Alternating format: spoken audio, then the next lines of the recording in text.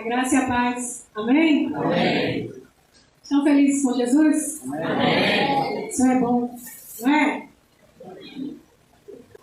Vamos abrir as nossas Bíblias para meditarmos hoje em 2 Coríntios, capítulo 7, versículo 1. Quem já abriu? Amém. Amém. 2 Coríntios 7, verso 1.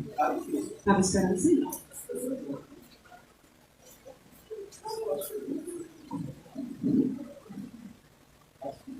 Aí travou aqui. Ah, certo. Amém.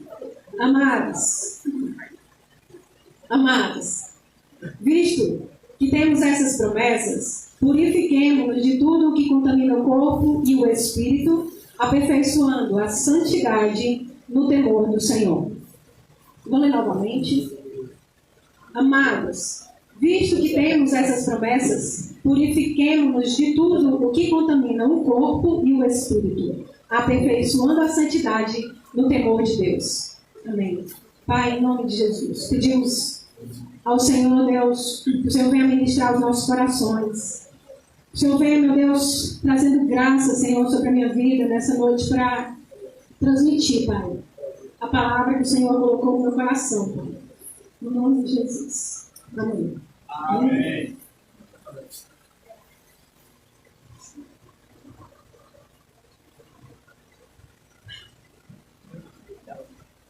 Nem entendeu nada, né?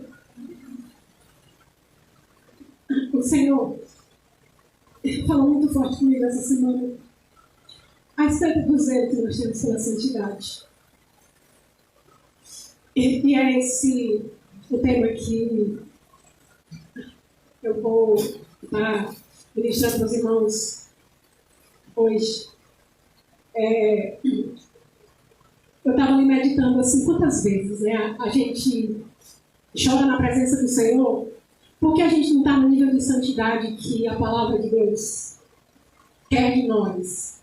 Quantas vezes a gente pensa assim, a ponto da gente se achegar a Deus assim, com todo o nosso coração, com peso no nosso coração, porque a gente não está no nível de santidade que a palavra do Senhor, ela exige de nós.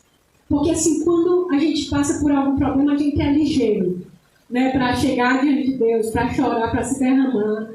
É muito ligeiro, né? Seja qual seja, né, a ordem do problema que a gente esteja passando, a gente sabe fazer isso. Porque dói na gente. Dói, porque é algo que está nos atingindo, um problema que está nos afetando, seja no nível emocional, né? Seja no nível financeiro, familiar.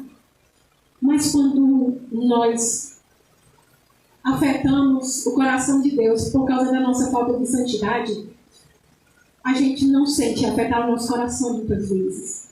E esse texto que eu li, ele fala que a forma de nós aperfeiçoarmos a nossa santidade é no temor do Senhor.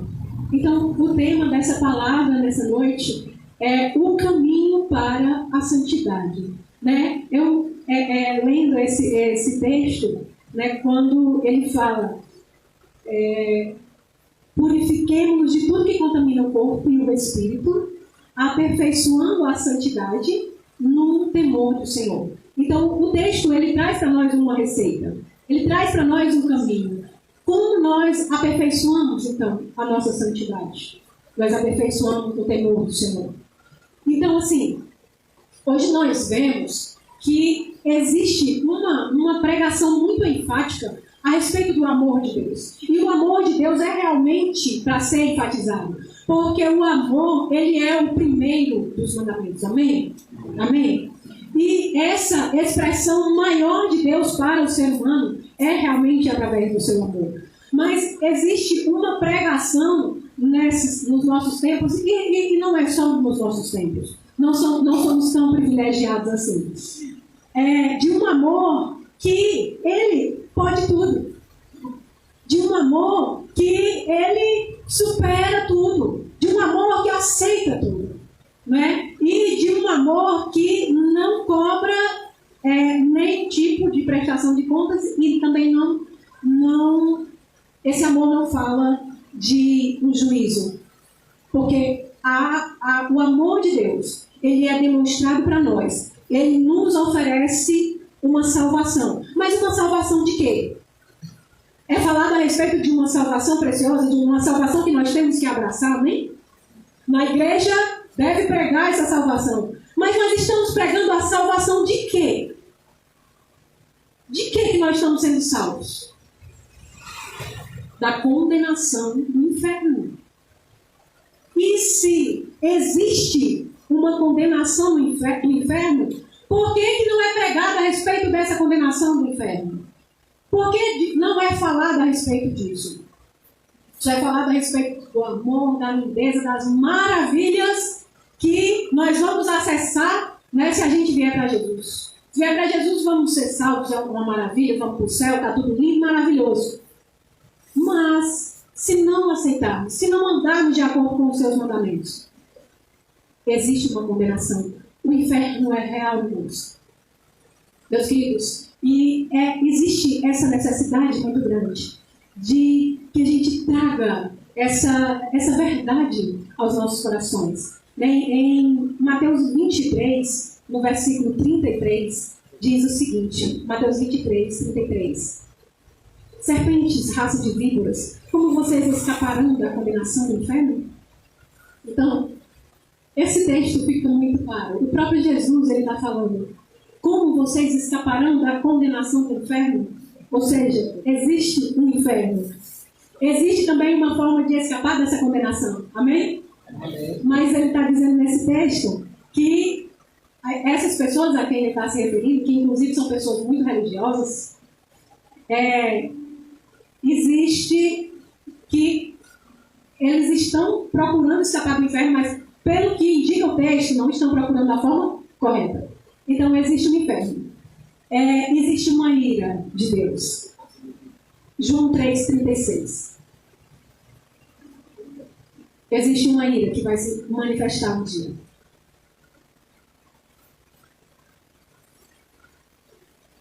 João 3,33 diz: quem crê no Filho tem a vida eterna. Já quem rejeita o Filho não verá a vida, mas a ira de Deus permanece sobre ele. Então são duas opções. Se tiver o Filho, tem a vida. Se não tiver o Filho, tem a ira. Se tiver o Filho, tem a vida. Tem a vida eterna. E se não tiver o Filho, não vai ter vida eterna. Vai receber, então, a ira de Deus. Então, irmãos, por causa dessas coisas, né, algumas delas, é que a gente precisa realmente ter temor ao Senhor. Nós precisamos amar, sim, ao Senhor, não estou negando isso. Mas muitas vezes, esse desejo de amar, né, essa forma de expressar, porque a nossa forma de expressar amor, ela é uma forma limitada, né? A gente vem para o culto, a gente faz uma adoração e se quebranta realmente na presença do Senhor, e aí a gente declara um amor ao Senhor de palavra, e essa será a forma realmente que Deus se agrada que a gente demonstre amor para Ele. Hoje está muito conhecido, né, as 5 linguagens do amor. Todos nós temos linguagens do amor em que a gente vai reconhecer que está sendo amado se a pessoa se expressa daquela forma, né? Então, a linguagem do amor de Deus, muito aparentemente de acordo com os textos, né, bíblicos, e lá em João capítulo 14, versículo 21, ele diz: aquele que tem os meus mandamentos e os guarda. Eu vou dizer de novo, vocês vão completar, certo? Aquele que tem os meus mandamentos e os guarda. Então, quem é que ama, minha gente? É aquele que tem os mandamentos. Então, só dizer que ama não vale? Para você vale? Se a pessoa todo dia disser que te ama e ela não expressar para você esse amor, vale? Para mim não presta. A pessoa que ela fala todos os dias, eu te amo, eu te amo, eu te amo, mas ela demonstra outro tipo de atitude que não reflete esse amor não vale. Tu já pensou? A pessoa diz que ama, e aí, a primeira oportunidade que tem, ela já banaliza esse amor, já se entrega em outros braços, E aí você fica muito feliz, porque está tranquilo, ela disse que me ama. Ela chorou, arrependida meus pés, dizendo, mas eu te amo. Acontece, não acontece? Só que virou as costas, não teve a atitude que correspondesse a esse amor. Serve para você esse tipo de amor? Não serve para nós. Para Deus também não serve isso. O tipo de amor que serve para Deus é o tipo de amor que obedece aos fundamentos. Amém? Amém. Então, voltando, né, nessa questão dessa ênfase tão grande, né, nessas pregações a respeito de amor. Irmãos, hoje em dia até os incrédulos querem ensinar para nós como é o amor de Deus. Os incrédulos querem cobrar de nós o amor de Deus. O amor de Deus, né, e o amor ao próximo. A gente quer, eles querem nos ensinar. É assim, viu? É assim que ama. Inclusive, a gente deve tirar, olha a visão, todos os textos que falam contrário a esse amor que eles acham que é. Ou seja, eles acham que sabem tanto o que é o amor de Deus, que os textos da Bíblia que eles acham que não condiz com o amor de Deus da forma como eles pensam, devem ser tirados da Bíblia. Porque eles sim sabem o que é o amor. E aí a gente vai se enquadrar a essa forma de amor, irmãos? Ou vamos continuar obedientes à palavra? Amém? Vamos continuar obedientes à palavra? Amém? Amém. Então vamos voltar ao primeiro versículo que nós lemos, que diz, 2 Coríntios 7:1. Amados, visto que temos essas promessas, purifiquemo-nos de tudo que contamina o corpo e o espírito, aperfeiçoando a santidade no temor do Senhor. Ele começa dizendo, visto que temos essas promessas. Joyce, é uma foto boa que você está querendo, não vai conseguir. Só piscando, geralmente a minha cara fica deformada. Eu nunca vi uma pessoa mais triste, antifotogênica do que eu. Nunca. Não ficou a cara torta, não? Pronto. Nunca. Já tentaram nos retiros, tirar a foto minha, não adianta. Eu não sei como que uma pessoa bonita que nem eu não consegue ficar bonita nas fotos assim. Não sei como, gente. Por isso que eu digo, essas fotos é tudo Photoshop. Então vamos lá, voltando a falar sério. O texto começa dizendo, visto que temos essas promessas. Então ele não vai aqui, o autor, o apóstolo Paulo, ele não vai aqui, né, falar a respeito da busca pela santidade somente por causa do temor. Mas ele vai dizer que nós devemos buscar essa santidade, nós devemos purificar-nos, né, de toda a contaminação do corpo e do espírito, porque nós temos promessas. Visto que temos essas promessas. Então, já que temos essas promessas, vamos andar dessa forma, vamos buscar andar em santidade. E aí vamos então voltar um pouco no texto, para a gente ver de que promessas ele está falando. Amém? Capítulo 6, a partir do versículo 16, na parte B, ele vai dizendo assim, ó. Pois somos santuário do Deus vivo. Como disse Deus, habitarei com eles e entre eles andarei. Serei o seu Deus e eles serão o meu povo. E lhes serei pai, e vocês serão meus filhos e filhas, diz o Senhor Todo-Poderoso.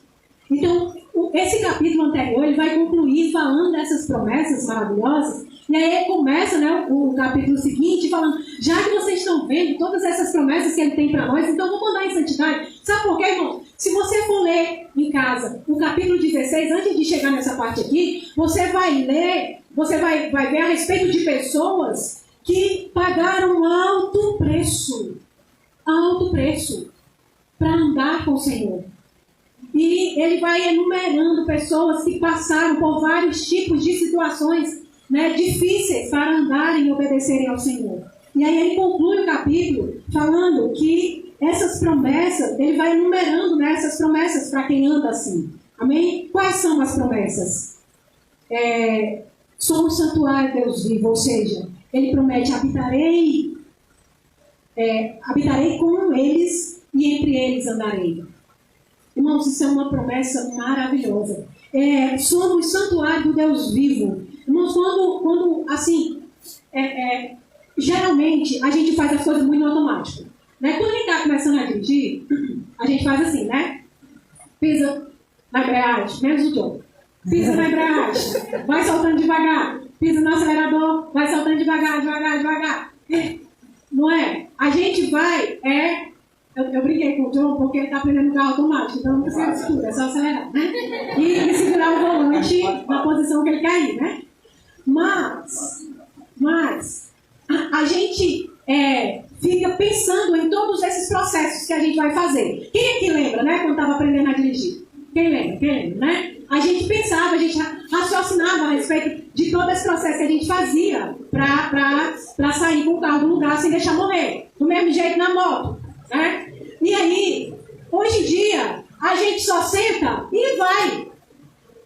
A gente só senta e vai. A gente não pensa no que a gente está fazendo. A gente não pensa, eu vou agora passar pisar na embreagem, passar primeiro, só bater de mão.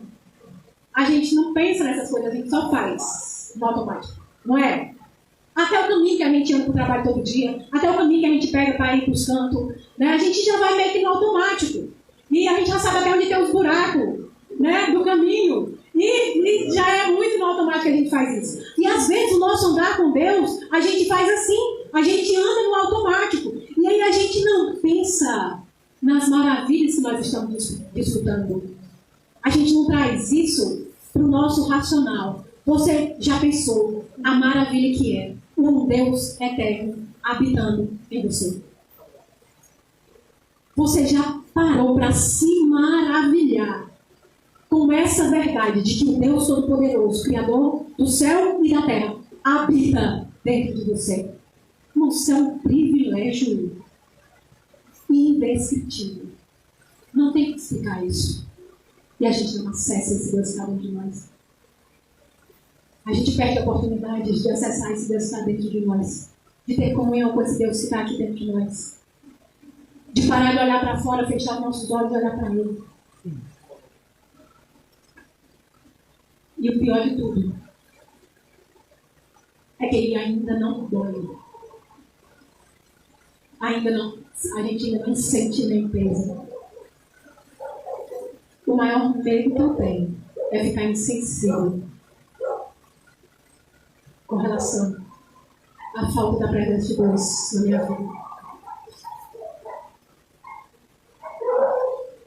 Então, visto que temos essas promessas, nos santifiquemos e busquemos essa santidade, nos alinhando no temor do Senhor.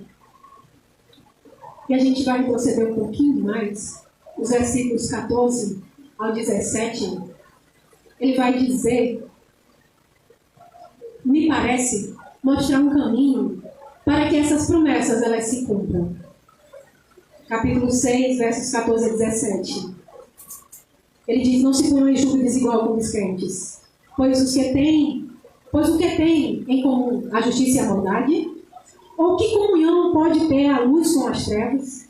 Que harmonia entre Cristo e Belial?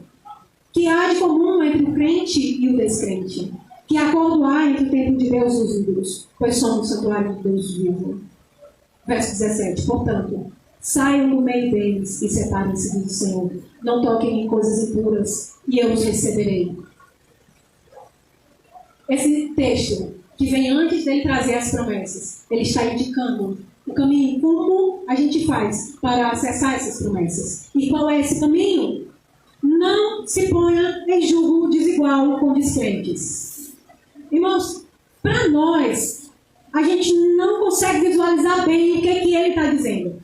Porque a gente não vive nessa realidade de ver dois animais debaixo de um jugo, debaixo de uma canga. A gente não vive nessa realidade de precisar de essa junta de boi para nos locomover, para transportar algo para nós. A gente não vive nessa realidade. Mas, para o povo a quem ele estava se referindo, era algo muito real. Era algo muito prático. Ele diz, não se põe em jugo desigual com os descrentes. O que é o jugo? O jugo é a canga que era colocado sobre o pescoço de dois bois para que eles pudessem andar os dois na mesma direção, fazendo um esforço mesmo passo e andando na mesma direção para ou levar uma carga, né, no carro de boi, ou para arar a terra. E hoje a gente poderia usar, né, essa ilustração da seguinte forma: já que a gente está falando de aprender a dirigir, seria a mesma coisa você andar em julgo desigual? Seria a mesma coisa de você dirigir com uma outra pessoa também com os controles de direção do seu lado? Me parece que o carro da autoescola tem, né? Os controles de direção também. Para se a gente fizer alguma coisa assim, né, muito doida aí, para evitar um acidente, ele aciona lá os controles dele. Mas, você pensa, geralmente quando a gente está dirigindo e que tem alguém do nosso lado dizendo como fazer, vai mais devagar. Ah, pega essa rua aqui que é melhor. Não, não vai por essa não, vai por essa. Ai, você está aí muito ligeiro. Às vezes, no automático, se você já dirige, você já se pegou alguma vez com uma pessoa dirigindo do seu lado e você freando. Alguma vez você já fez isso? A pessoa está lá dirigindo do seu lado e você está aqui tenso, freando também. Ai, meu Deus. E é porque a gente não tem o poder de fazer isso. Já pensou se a gente tivesse um acelerando, um freando, um quer ir puxar para um lado, outro quer puxar para o outro? É assim andar em jogo desigual. É assim estar de acordo com o descrente. Um puxa para um lado, outro puxa para o outro. Ah, não, mas a gente se dá muito bem. Está errado? Está errado. Sinto muito dizer. O que a Bíblia diz é: não se põe em jogo desigual com o descrente. E aí ele continua dizendo: por quê que não pode se pôr em jogo desigual com o descrente? Porque não há comunhão entre justiça e maldade. Quem se rege por esse mundo se rege por um padrão de injustiça. Porque o governo desse mundo é um governo de injustiça. É um governo de maldade. É um governo que não busca o bem. Não busca a Deus. Então não tem como ter comunhão entre crente e descrente, nesse sentido de quê? De andar junto. Irmão, se você vai conversar com uma pessoa que ela não é crente, uma hora vai ter que bater de frente. Uma hora não vai dar para alinhar. Por quê? Porque os padrões deles são diferentes dos nossos. Porque para eles é normal viver em adultério. Porque para eles é normal viver mentindo, enganando as pessoas. Ah, fazer alguma coisa que todo mundo faz. Mas todo mundo faz. Sim, só que todo mundo faz, é certo? A Bíblia é o nosso padrão. Se eu tenho a palavra de Deus aqui, enraizada dentro de mim, é essa palavra que tem que me guiar. E aí, na hora em que o padrão do mundo bate com o nosso padrão, que é o padrão de Deus, não dá, irmãos. Nós temos vivido em um tempo, porque foi assim, ó, a nossa história de igreja no Brasil, né, ela aconteceu da seguinte forma: veio a reforma, tal, e aí a reforma veio combatendo todos, né, a religiosidade, a forma errada de se andar, né? E aí o que acontece? Começou-se a pregar uma pregação severa, uma pregação dura, não, de vai para o inferno. Vai para o inferno. Se não aceitar Jesus, vai para o inferno. As pessoas já abordavam as outras assim, né? Você quer aceitar Jesus? Não, pois vai para o inferno. Desse jeito. Quem alguém já pregou para você assim? Já? Você quer? Seu perdido? Está perdido. Era assim que se pregava. Aí o que aconteceu? Foi, né, se percebendo que essa forma dura de você chegar, você não atrai a pessoa para ela ouvir toda a verdade, para depois você chegar para ela e dizer essa verdade. Aí o que aconteceu? Vamos maquiando aqui o Evangelho. Vamos tornando o Evangelho bonito. Vamos tornando as palavras mais macias e mais amorosas, para poder a gente atrair as pessoas. Só que depois que atraía as pessoas, a verdade continuou sem ser pregada.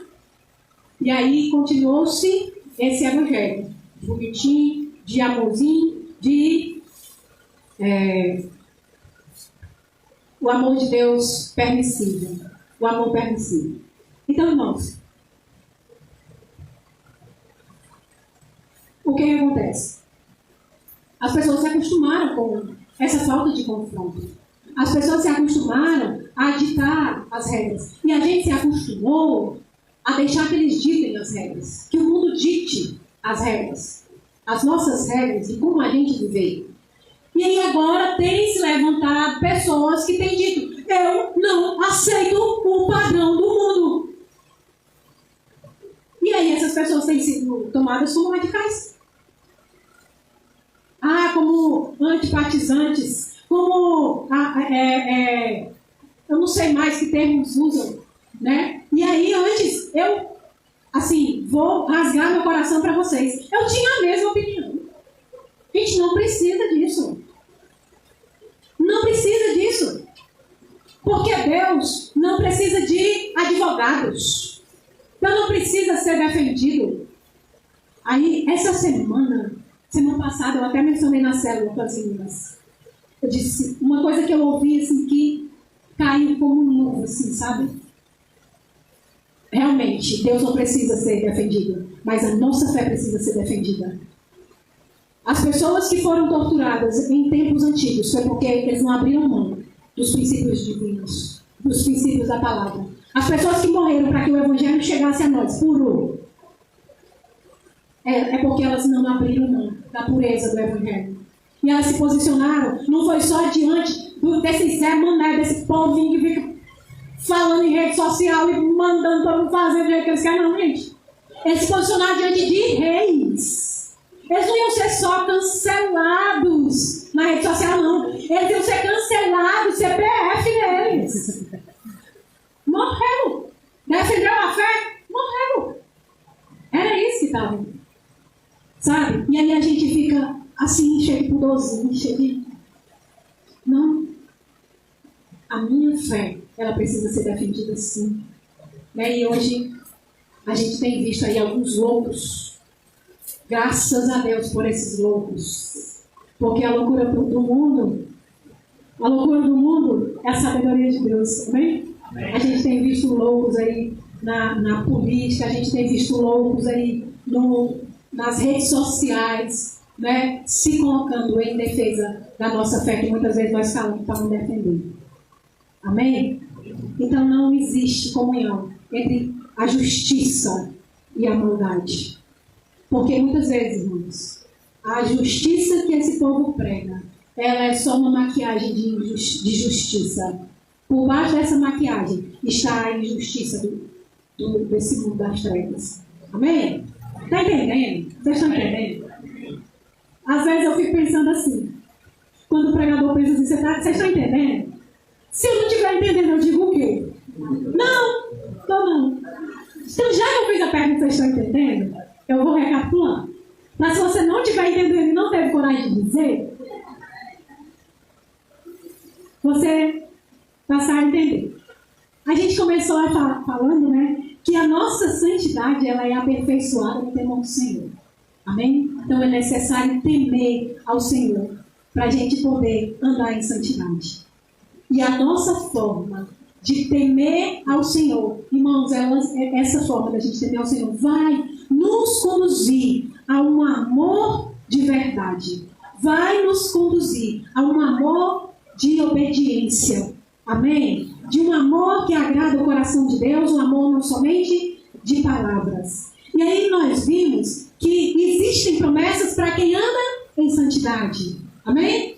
E que essas promessas, elas só são alcançadas para quem anda em santidade. E aí nós estamos agora descrevendo como é esse andar em santidade. Então, a primeira coisa que o apóstolo vai colocando aqui é: não existe como andar em comunhão com as trevas. Não dá para andar em jugo desigual. Então, primeira coisa que ele diz, porque não existe comunhão entre justiça e maldade. Também não existe comunhão entre luz e trevas.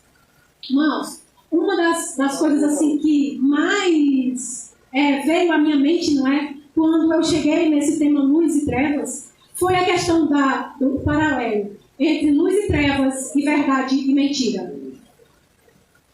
Porque a verdade, ela traz luz sobre as coisas. E a mentira, ela esconde as coisas da forma como elas realmente são.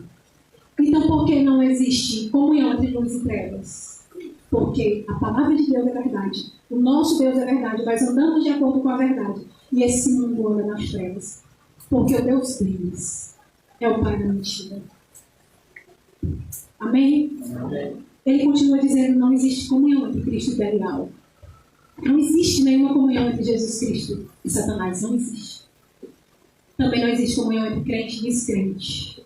Não existe comunhão entre o templo de Deus e os ídolos. O templo de Deus não tem lugar para ídolos. A partir do momento que entra um ídolo no templo de Deus, esse templo ele é o quê? Contaminado.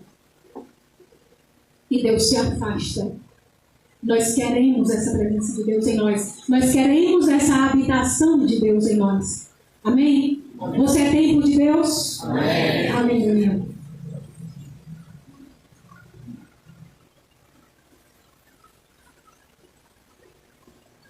Então, quando eu introduzi essa fala que o apóstolo Paulo fala de não haver comunhão entre o crente e o descrente, não tem como andar no mesmo jugo,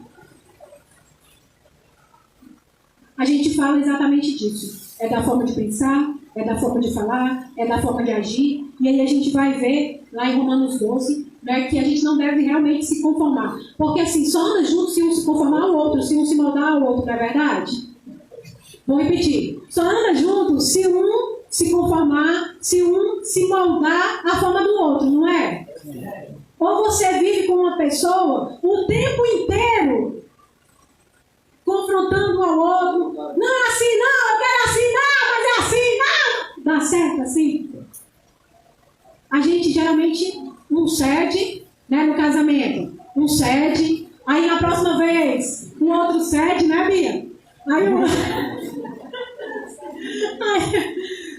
E aí a gente vai caminhando assim, porque um e o outro vão cedendo. Só que na nossa, se a gente for caminhar com o descrente, não tem essa dinâmica de um ceder e depois o outro ceder. Porque a gente não pode ceder aos padrões de Deus, não pode abrir mão dos padrões de Deus para os padrões do mundo, amém? Amém. Então nós temos que transformarmos pela renovação da nossa mente. Irmãos, eu gostaria de ler para vocês um versículo que está em Romanos capítulo 2, versículo 4. Mas antes disso, deixa eu ver se eu acho aqui, porque eu acho que na hora que eu estou está aqui. Antes disso, pode tirar. Antes disso, eu queria, assim, tocar num ponto aqui, que, assim, a gente vai contando muito, não é, com a misericórdia, com a graça de Deus, com a bondade de Deus, e a gente, às vezes, vai vivendo nessa prática que não agrada a Deus, né? Não estou falando não somente da comunhão com pessoas, mas de andar nesses padrões das pessoas. Amém? Está entendido até aqui isso aí? De andar nesses padrões do mundo. E aí a gente vai contando com a misericórdia de Deus. Não é? O assunto que eu introduzi a respeito de não nos incomodarmos, né, quando a gente não está em santidade. Não nos incomodarmos a ponto da gente chorar e tal diante de Deus. E aí, irmãos, porque a gente sabe que Deus é bom. A gente sabe que Deus vai ter misericórdia. A gente sabe que na hora que a gente voltar, Ele nos aceita. A gente sabe de tudo isso. E aí a gente vai contando com a bondade e a misericórdia de Deus. Aí eu gostaria de... uma coisa que me veio, né, quando eu estava lendo algumas coisas a respeito da canga que os bois andavam juntos, né, ele dizia que um dos motivos de você colocar a canga nos bois era para que eles seguissem na mesma direção, era para que eles, e também deixá-los numa posição de submissão, né? Porque o cara que ele subia aqui no carro do boi, ele andava realmente aqui, né, na nossa realidade, como um aguilhão. Ele andava também com aquela correia de bater, né, que tinha um nomezinho feio, e esse é o bonito. E também com o aguilhão. E esse aguilhão, ele era para cutucar aqui o boi. Tá na hora, né, que ele estivesse se desviando, né, puxando para o outro lado errado. Ou não quer ir, né, apertar aqui para espetar a bunda do boi. Aí o que acontece? Era para deixar nessa posição de submissão. Né? Então eu me lembrei do texto, né, que Jesus disse que ele tem um jugo suave para nós nos colocarmos debaixo do mesmo jugo com ele. Porque o jugo dele é suave e o fardo dele é leve. Irmãos, a gente se confia tanto nessa bondade de Deus, porque ele faz isso. Ele sai dessa posição, onde ele poderia estar lá, comandando a gente, né, esperando a gente, para a gente andar no certo, para estar andando ao nosso lado, debaixo do mesmo jugo com a gente. Só que geralmente era usado uma estratégia, já ouvi falar isso, não encontrei nas leituras que eu fiz hoje, de usar um boi mais forte ou de um boi mais maduro com um boi mais imaturo nessa coisa de andar na canga. Porque o mais maduro ia ali puxando e conduzindo a coisa toda. Né? Então, Jesus ele se coloca nessa condição de alguém que está do nosso lado para nos levar para o caminho certo. Ele não é aquele que está lá oprimindo, que está lá com chicote. Ele não é esse Deus. E aí a gente se engana. Que mesmo ele deixando a gente andar pelos nossos caminhos, uma hora vai ter uma prestação de contas por essas escolhas que nós fizemos dos caminhos que nós seguimos. Uma hora vai se manifestar a ira de Deus. E aí vai haver choro e ranger de Deus. O versículo é Romanos 2, capítulo 4. Ou será que você despreza as riquezas da sua bondade, tolerância e paciência, não reconhecendo que a bondade de Deus o leva ao arrependimento? A bondade de Deus, a tolerância de Deus, a paciência de Deus tem um objetivo, que é nos levar ao arrependimento. Não é, irmãos, para a gente continuar no mesmo caminho. Não é para a gente continuar fazendo as mesmas besteiras. É para nos levar ao arrependimento. Amém? Amém. Não é para a gente continuar abusando, não. Amém? Eu me lembrei desse texto porque eu estava comentando, né, essa semana com a Manu a respeito desse acidente que houve com o submersível lá, o Titã, que o povo ia lá para ver o Titanic. Todo mundo soube, né? Aquele submarino, que era para ser um submarino, não era submarino, era um protótipo. Que o bicho, que as pessoas iam para lá para ver o Titanic afundado há não sei quantos anos. Aí o que aconteceu? Depois que o bicho implodiu, porque não explodiu, explodia para fora, né? A gente aprendeu, né? A diferença entre essas duas palavras nesses dias. O bicho implodiu, o resultado foi o mesmo, esbagaçou tudo e todo mundo que estava lá dentro. Só que antes disso, antes dessa catástrofe acontecer, já tinham sido feitas 2 viagens, se não me engano, essa foi a terceira, para os escombros lá do Titanic, certo? E nessas 2 viagens, irmãos, todas as 2 deu coisa errada. Todas as 2. Teve problema de comunicação, o povo não ficava lá dentro do oceano, no meio do escuro, sem ter comunicação de nada lá de cima, e outra, sem saber onde estavam. Sem saber onde estavam. Porque o sistema deles não tem GPS. Eles eram, a única forma deles saber onde eles estavam era o pessoal lá de cima dizendo. Tipo assim, vai mais para direita, vai mais para esquerda.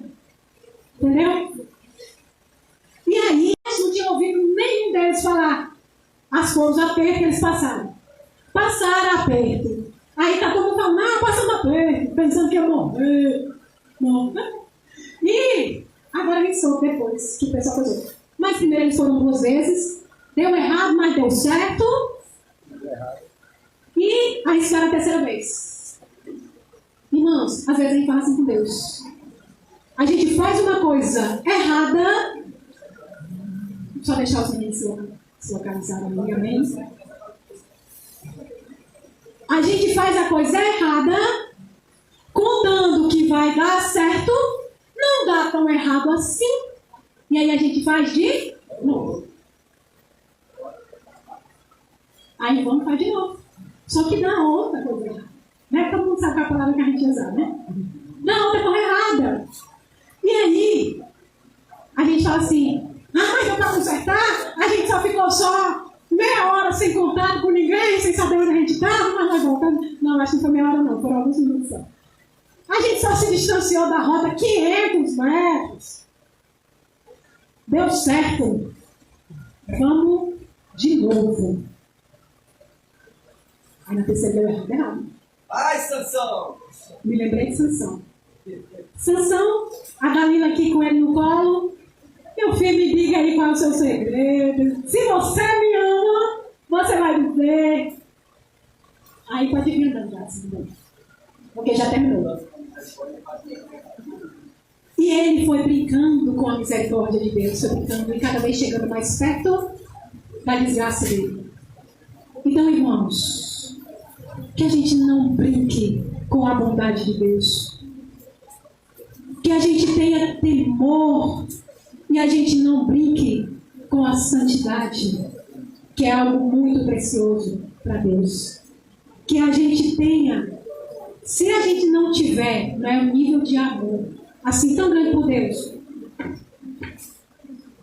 de pensar assim, eu não vou fazer porque eu amo o Senhor, igual fez José, mas que a gente, pelo menos, tenha o temor de dizer assim, eu não vou fazer isso, porque senão vão me dar mal.